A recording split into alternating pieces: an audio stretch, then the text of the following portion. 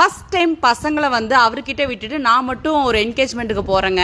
So அதனாலயா என்னன்னு தெரியல, இவங்க அப்பாலாம் வந்து வெளியூர் போகிறேன் ட்ரிப்பு போகிறேன்னு சொன்னால் என் பசங்களுக்கு வந்து பெரிய பிரச்சனை கிடையாது, ஹாப்பியாக அனுப்பிவிடுவாங்க. போகாதீங்கன்னு சொல்லுவாங்க, ஆனால் கோவத்தை காட்ட மாட்டாங்க. ஆனால் என்கிட்ட என்னன்னு தெரில, பயங்கர கோவம். 2 பேருமே நைட்டு பேசாமல் படுத்துட்டாங்க. கிளம்பி வர வரைக்கும் பேசவே இல்லை. இருந்தாலும் பரவாயில்ல, நானும் போகிறேன், நானும் என் லைஃப் என்ஜாய் பண்ணுறேன், உங்கள் அப்பா போனால் மட்டும் என்ன, உங்களுக்கு ஒன்றும் இல்லை, நான் போனால் மட்டும் என்ன அப்படின்னு சொல்லிட்டு நான் கிளம்பினேன். இந்த என்கேஜ்மெண்ட்டுக்கு எங்கள் ஃபஸ்ட் ஜென்ரேஷன் மட்டும்தான் கூப்பிட்டாங்க, எங்களை எல்லாம் இன்வைட்டே பண்ணல. ஆனாலும் ட்ரெயின் வந்து பார்த்திங்கன்னா கேலிக்கேட் தாண்டி தான் போகுதுன்ற ஒரே காரணத்துக்காக நான் ஜங்குன்னு ஏறி குதிச்சிட்டேன் ட்ரெயினில். ஸோ அங்கே வந்து பார்த்தீங்கன்னா இன்வைட் பண்ணி வந்தவங்கலாம் ட்ரெயினுக்குள்ளே உட்காந்துருந்தாங்க.